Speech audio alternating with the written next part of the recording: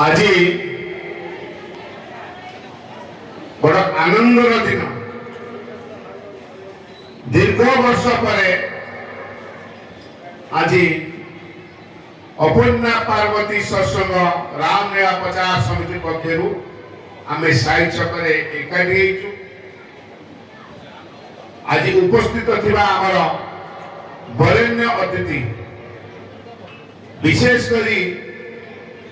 आमर उद्घाटक 22 दिगभाग संकीर्तन मंडली सर्वाधिकारी मोर पूज्य सुभाष साहू महोदय आज मुख्य अतिथि बड़ भाई प्रफुल्ल सिंह महोदय जे विजु जनता दल कटक जिला सभापति अच्छा बड़ भाई ज्योति भाई मो सान भाई प्रमोद उपस्थित थिबा मोर समस्त मोर मुरबी मो भाई माने एवं सान भाई सामने माँ माने बड़ भाई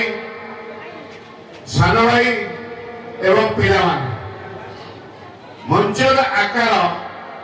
अनेक परिमाण में बदली जाइए मंच टिके हाइट गोटे समय जो मंच थिला आमर सेतेबेला कथा मन पड़ जाउची।